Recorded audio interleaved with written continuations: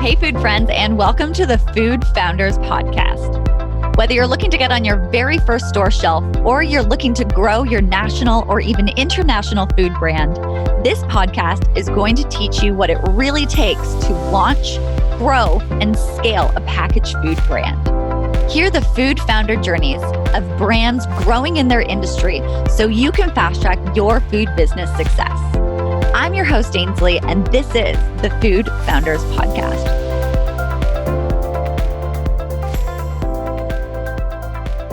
Hey, food friends, and welcome to the Food Founders Podcast. Today, I am really excited to have Melis from Ruya here, who's going to be talking to us about this great company on a great mission. And you guys are going to get so much from it. So, Melis, welcome to the Food Founders Podcast. Hello, I'm so excited to be here. Thank you so much for inviting me and having social media connect us. I love that part of social media. There are definitely pros and cons, and I'm excited to be here. Absolutely. And we just connected over IG, and I think that people just kind of forget that it's called social media. Like, we're supposed to have real life conversations with people and be actually social. So I'm glad that we got to be very social. And now you're on the show chatting about your story. 100%. Can you talk to us a little bit about Ruya? What exactly is your company and who are you for? Yeah, so my company didn't start out as a company, actually. It started out as a grant project that spiraled into a company that people just kept asking for the product. So essentially 2 years ago, fall of 2018, it started by a mission of building community in Cincinnati. And this was really to tell the immigrant story. So I'm a first generation Turkish American immigrant. And based off of the headlines that I've seen just like throughout my childhood and my life, especially with Middle Eastern immigrants, the headlines were majority negative. And so I wanted to give a piece of home away from home and have people, that I have in my second home here in Cincinnati, a taste of like that culture and that warmth and that hospitality that I experienced every time I went back for the summers to visit my family. So the grant essentially was 3 months in Findlay Market, which is like, it's like I feel like every like kind of big city has like this like marketplace, like the Boston market or like Chelsea market in New York. And so just think of that, but like a smaller scale in Cincinnati. And so I essentially had a storefront and I transformed it to be like my grandma's living room. Like literally you felt like you stepped into like a Turkish household. You had the low seatings, you had the Turkish carpet on the wall, you had the evil eyes, you had, like the plush, like bright colors, like, so that was, I think, something very different, especially for something in Cincinnati. And I just served Turkish coffee, literally like me and my mom, just how we make it at home with the e-brick. So like, it was super like it's a copper pot with a long handle. And it's just like not the usual way that you make coffee, but it's actually the first brewing method. So there was a lot of culture and history and storytelling that went along with it. And I think that experience just like caused people to talk, especially with the fortune telling. So when you drink Turkish coffee, the tradition is that you get your fortune told from the coffee grounds because it's unfiltered. So that kind of just spiraled into me selling coffee bags and then me creating a Turkish coffee dark chocolate. And now we have a gelato and a beer coming out. So it all just started with me and my mom serving Turkish coffee and being like, we're immigrants, we're good people. Like, don't believe the headlines and don't forget to keep dreaming, because Ruya actually translates to dream, and we stand for the immigrant dream. We know when we're dream together, we're stronger as a community and we create more empathy for each other. So that's kind of like the full mission and the full story, like in 2 minutes, 3 minutes. I don't know how long I talked about, but there obviously a lot went into that in the 2 years. But yeah, that's about that.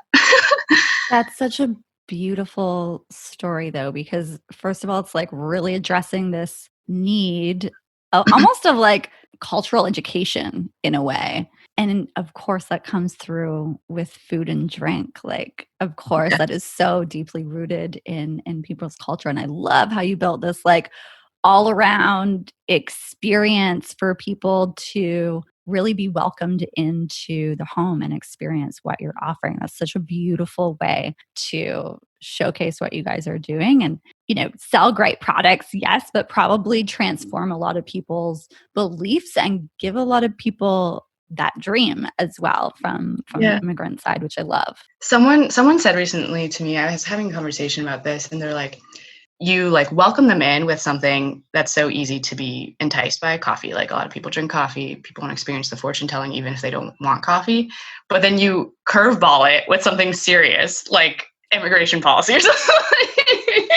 Yes. So it's like you're like, come, like welcome, chocolate, coffee, and then you're like, but really, like But don't seriously, put the that border. makes so much sense. Like, Yeah. no, it's really, people are like, heavy topic. What's a better way to get people to have a heavy topic conversation than Yeah. like bring them in with something light that they're going to love and they're going to enjoy? And you've been able to do that, which is really, really smart. And I think really, I don't know, needed in a lot of different ways, right? Yeah, and to be honest, like I never like when people say this is smart or this is strategic, like it wasn't. There was no strategy. I was just like, I want to do this.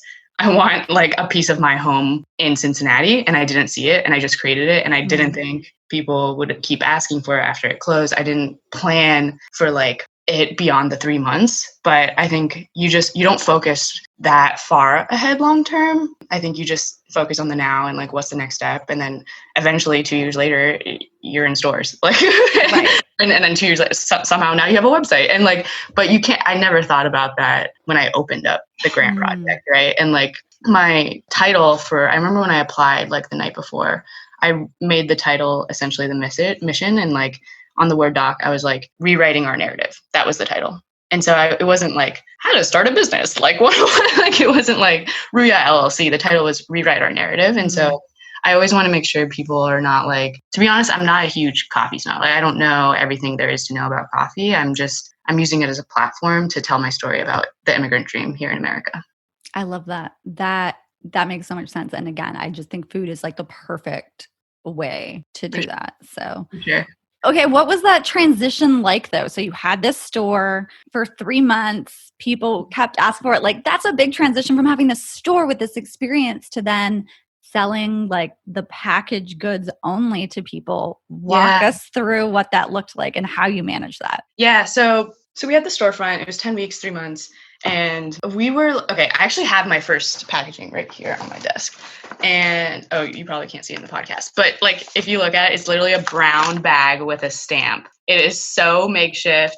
On the back, it is like handwritten when it 12/13, December 13th, I think 2018. And just like literally so makeshift. Like I was like, I don't know how long this is, like if I'm gonna do this long term, just like I'm like, what is the lowest cost of entry that I can do? It was a brown bag with a stamp on Love it, it. my logo. That start small and then keep getting better. And now we have like beautiful labels and all that stuff. So I'm grateful to like be able to build up to that. But so essentially the transition was, first of all, the storefront obviously was temporary. My grant was minimal, and everything was makeshift. So it was really surprising to me that like people thought we were a real thing, because at the time I was still working, like I still have a day job, right? Like I would love for this to be my main hustle at some point, but it's still a side hustle. And until it builds up to the point where it is enough to like take care of me and my family, like I'm still going to keep my day job. Cause that's been the mentality the whole time, is just like, just keep getting better until eventually it's time. But essentially we closed the storefront mid-November of 2018, and we got phone calls, emails, direct messages on social media. They're like, we came all the way from Columbus, or people came from Dayton. Like we planned our whole day around you. And where are you? What are you doing? Like your hours say you're like still here.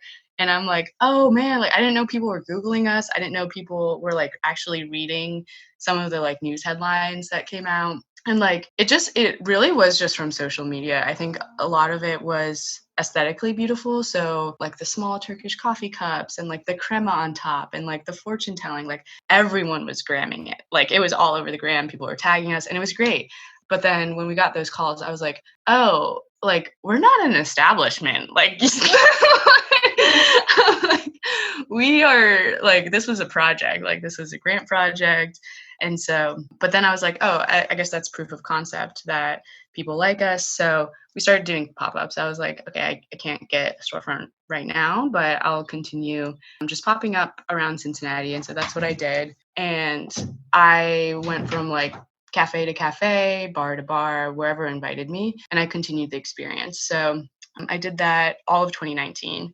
And at that point, I still didn't have a website. I didn't really have like, I had probably like 2 mom and pop shops like carried our chocolate. And so it was still very much a side hustle and very much people coming for the experience. And then things kind of changed end of 2019 in December when we got like another grant from the Contemporary Art Center because it's all focused on culture and history. And for a month, we had like a physical space in the art center to serve coffee and do fortunes. And that's when, I got accepted into like an accelerator. And so it was all just like very slow and steady. But like at the same time, I loved the process of like setting up for these pop-ups. It was so much energy. It was very draining, but every time like it would be a full house. And I think that's all that I needed to keep going is that I saw people really loved it and looked forward to it and kept asking for it. And so I was just like, this is great. Like, as long as I can keep doing this, like I'm going to keep going. And then obviously Corona hit and we shifted to virtual and then started asking for, distribution in stores. Cause I felt like confident enough. I'm like, look at all this data that I've had for the past year and a half, like all of 2019, three months of 2018. Like I've done this, I've done pop-ups, I've done farmers markets, I've done the whole thing. So like put us on shelf and see what happens. And so that's when I actually felt like confident enough to go to a buyer and talk to them and like do this and put it on my website and see the sales come in. That's a really cool story. Like, I love how you've been able to keep that pop-up piece part of your DNA, minus, everything that's happened in 2020, obviously.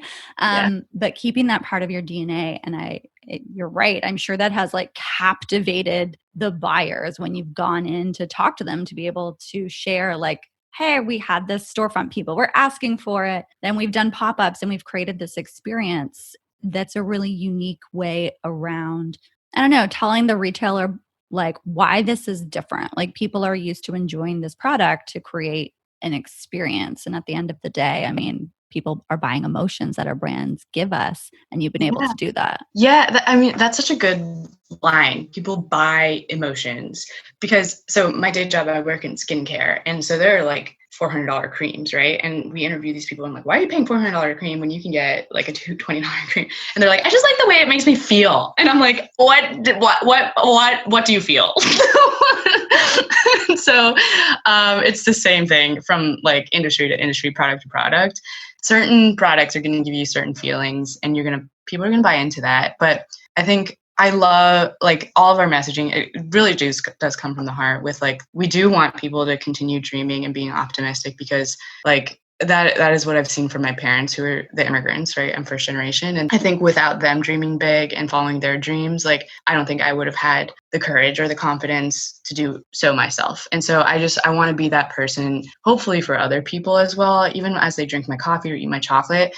Like, that's what I've been very intentional with the messaging on the packaging is to remember to dream and to remember that like, okay, this girl, I was like 22 when I found out I won the grant. Like, this girl who had a day job that wasn't happy, like just like went out on a limb and did this. And like, you can do it too. Whatever you want to do, just do it. Like, just start super small and like get traction and just keep it step by step.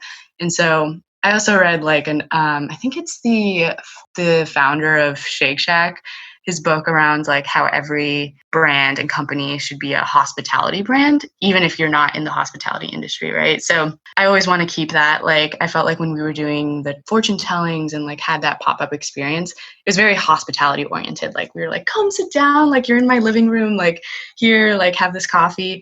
And I need to be able to, now that I don't have that pop-up because of Corona, like how do I still portray that through digitally, and then through my product when you see it on shelf? Like, I want to be able to still give that feeling of warmth and comfort that I felt in Turkey back in America. How have you been able to bring that experience digitally to people? Mm-hmm. Yeah, so we started when like the quarantine first happened. we started doing Fortune Friday. So like every Friday, I would invite an artist usually to my platform, and I would send them like a Turkish coffee kit. We would have a pre-call like before the live stream goes on to like teach them how to actually make it, because it's the whole process, right? You have like the fine powder, you put it in the e-brick, you like wait like a couple minutes for it to boil, then you put it in this beautiful cup. And so I would like talk them through it, and then people would watch it on the live stream. And I was very specific on it being an artist because, one, I find artists, I want the coffee to be connected to art and culture, right? Because Turkish coffee is a 500-year-old tradition. It is seen as art and culture in Turkey. Like, it is not just seen as a beverage. It's identified by UNESCO actually as a piece of heritage. So this is something that I see like in museums, right? Like, this is the way the sultans and the sultanas drink their coffee in the Ottoman Empire. Like, this is not just Starbucks, right? And so I laugh because every time I say Starbucks, my friends are like, "Don't say the S word around me."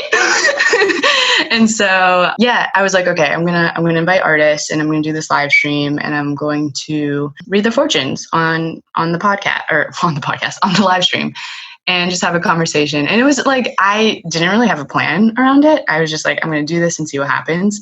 And it was always just like, at a certain point, it like became for me, and not like, I think everything you do should be a little bit for you and not for everything for your consumer, even though consumer should come first in mind.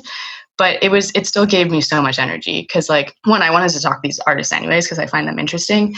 And then two, like, something would come up in the fortune telling process where they just like became a little bit more vulnerable, became a little bit more opened up a little bit, said something that they wouldn't have normally said to like a random group of people that they don't even know who's watching, right? Like, people were tuning in from Denmark and like India and like Singapore, like just people from all over, right? This is something that like is very rare. And I think there's just like one other who's actually a big role model of mine, Turkish coffee lady. She's in DC, person who's doing this in America. And so I brought that digitally through that. And now we're doing like digital fortune tellings like through a hotel chain here in Cincinnati, 21C Museum Hotel. So, right, like you start with like one thing where you're like, I'm going to target artists. And then like this hotel chain that's like about artists and has an art museum in their hotel is like, oh, come do fortune tellings for us. So it's just like everything, like the mentality, the biggest thing I think I feel like I've learned is like, don't have a specific plan long term, because things just end up spiraling and landing in places that are meant to be, right? Like, I never planned for 21C to reach out and be like so open to something like this, but they see it on their platform, like they follow me. And so it's just really nice to know that like people are watching, people want to see you succeed when you're doing something with good intention and just have like your heart in it. And so I think I answered your question. Yeah, no, absolutely. Absolutely. And what I think it's been really interesting for you, because you have been so intentional around the fact that this is around art and culture. While you might not be planning out, oh, it's going to be at this location or this location, you've been intentional around what is most important to you as a business owner. And then because of that, these pieces start coming out of the woodwork because people know so clearly what you stand for. Like, they know, oh, you're about art, you're about culture, you're about giving the dream, you're about inspiration. So people get that and they're going to be drawn to you. And I think that's just like, that's your hard work. Like, you know, that's your hard work being intentional towards what you stand for. You haven't been going all over the place. You've stood for, you know, providing this dream of the, you know, the immigrant dream in America, which is a really, really powerful one that a lot of people can connect with, whether or not you're an immigrant or not. You're right. I think people do. We genuinely want to see people succeed. And I think people recognize the difficulty in that with anyone, let alone when you're in a place where it's so different from, you know, what you are maybe used to. Like back home, I know you were like, your parents are immigrants and you're like first generation American, but like you see those stark differences. And so you can blend the worlds together and make this really unique experience and allow people to see what you know is so wonderful and beautiful about back home. Yeah. And what I'll say about those like two worlds that you mentioned, so there's this, she was actually just in the New York Times yesterday, Zeynep Tufekci. She's what she calls techno sociologist. So she basically looks at social media and how it changes society, whether it's from like Black Lives Matters protests to like political things like what's happening with the coronavirus. And so I was reading a little about her bio, and she's been calling the shots for a while with like how social media has changed how like human behavior is. And one thing that she said about how she like thinks so clearly is that the fact that she grew up, like her childhood was in Turkey and then in other countries in Europe, but also like working in America. And so like going back and forth between those two worlds, right? It's a first world country, third world country. Also very different, like from a female standpoint, very different roles that females play in society. Granted, like America still has its problems with females in society, but like Turkey, it's a whole nother ballgame, right? Like you just don't see that many female entrepreneurs. And like I do want to tell a positive story with Turkish females. Like Zainab's a great role model. I hope to one day be a great role model like her for Turkish females. But like it's just there's just so many more barriers, right? And like they're just going against thousands of years of cultural history that they have to go up against, right? And so the thing about that is like when the fact that I got to go to Turkey in summer and see how like females are treated there and like see how hard it is for them and then come back to America and be like, there is no way I am taking this opportunity for granted. Because you know, you grow up and you see like what it's like in another country, and then you come back here and you're like, okay, let's go, like let's do something, let's actually like pave the way for more people to be able to do things like this. Because like I don't want to be the only one standing up there like as like a Turkish female entrepreneur, first generation Turkish man, whatever you want to call it, immigrant. I want to have a tribe. I want to have more people who look like me and are represented. And so I think that's why it's like just so easy, or not easy, but like my path, my vision, my mission is clear. And if you buy into that, great, please support. If you don't, you can unfollow, you can unsubscribe. That's like I don't need you in my tribe. And so I do hope to change hearts and minds, and that's why I do it through coffee and chocolate, because it's easier to do it when people are a little bit happier to like listen to the story. But at the end of the day, like I just whether the product changes from coffee or chocolate to like beer or ice cream, I don't care what it is. It's about getting the message across. And I think, like you said in the beginning, food is a great way to do that. Well, and you raise a really interesting point too about the fact that you don't take it for granted with how much opportunity you have. Like you are able to recognize, because I think sometimes we all forget. We forget the amazing opportunities that are in front of us. And you can just go in and be like, heck, I can do anything I'm going to set my mind to here. Mhm. That's a beautiful spirit to go in with and to really make positive change, because yeah, we really can do a lot more than we think, and we kind of forget with everything going on. So I think that's just a great reminder, and your company has been a great example of that, and you've been a great example of that. Aw, thanks. I got a little goosebumps. It's all about the Ruya. It's about the dream. And maybe it's not forget. I think it's just like catching the like small opportunities, like Mhm. that you're just like, instead of like, so I do this a lot with like when I'm watching people's stories or like looking on Instagram, like right, it's a tool for you to connect with other people.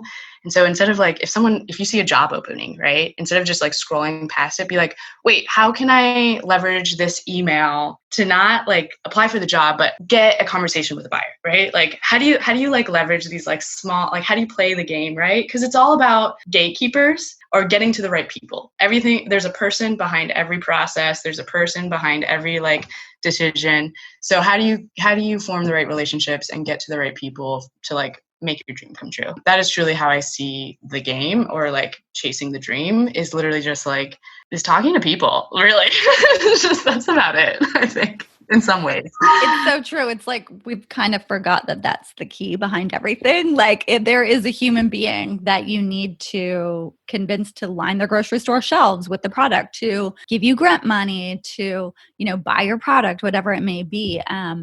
It's human. Again, it comes back to this emotion piece. It's like you need to play on someone's like emotions to get them to buy whatever it is that you're selling. And whether Yeah. that be the dream, whether that be listing your product or whatever that is, you're getting them to emotionally buy into that.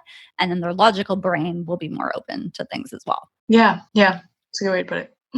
Persuasion architecture. Exactly. What's one of the things that you wish you knew at the beginning of all of this that you've now, figured out, you're about 2.5 years in? It'll be 2 years, September 7th. Got it. Yeah, Got officially it. two. Yeah. So So I mean, there's different 2 years. Like there's the 2 years when I was under a tent on the street selling, and there's the 2 years of like when I had the storefront. So the storefront Right. September 7th. Yeah. Right. So almost 2 years in, yeah, what do you wish that you knew back then that you now know? That's a great question because I think we learn things as we're supposed to. Like, I don't think there's like this like timeline or like deadline of like, oh, I should have known that back then. No, you shouldn't have known that 2 years ago because you were figuring out something else.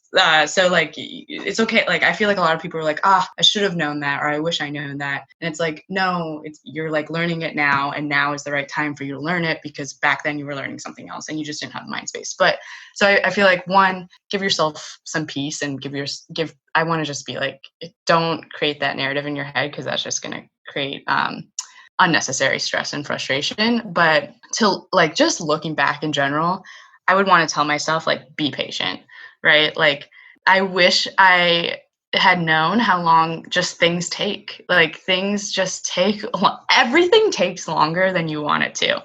And so like anything from like making chocolate bars to like choosing like literally talking to the printer to choose the right hue of the right color to go on my new packaging took like 6 weeks of emails back and forth. I was like, dude, call me. Like, this is taking too long. Like, it's just like, I would say, I wish I had known if like I have to answer that question is just like how long things take and to remember to always be patient and that like things will come. Like, this is an endurance game. This is a marathon, not a sprint. Like, pace yourself. And like, there have definitely been days where I'm just like, okay, push, like, just get on the shelf. Like, come on, just order something. Like, get the POs out. Like, let's go. Or like, let's get that grant. And like, there are definitely days where I'm just like sprinting and then I burn myself out. Right. And then I'm just like, that's when, I'm a grumpy founder. I like, don't want to talk to anyone. Like, I want to leave the city because I'm like pissed off when everyone's like, how's Ruya going? I'm like, why am I pissed off? Like, people are genuinely interested in knowing how my company is going. And I'm just like mad. Like, why am I mad? Like, it's because I'm working too hard on it that is just like out of the like pace that I need to be going at. And so I think it's just remembering like go at your pace, like to the point where you're like not mad all the time. Like, you need to be a happy, good founder.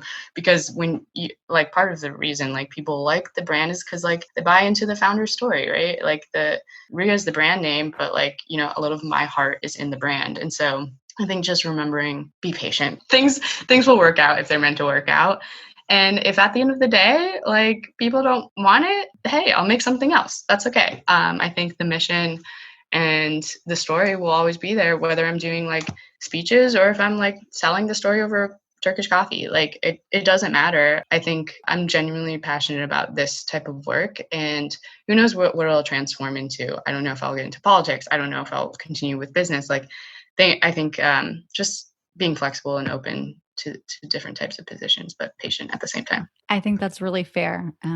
Things always take way longer than we think. And just recognize the step that you're in right now and the step that you're going to move into next and be okay with that, knowing that it's all gonna unfold how it's supposed to unfold. I'm a really big believer of that as well. For sure. For sure. As long as there's passion, people will follow. Exactly.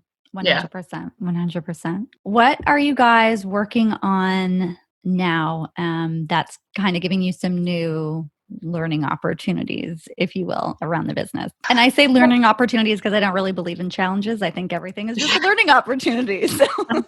100%. I agree. I would say, okay, so we've been like getting on shelves at like small grocers, mom and pop coffee shops, blah, blah, blah.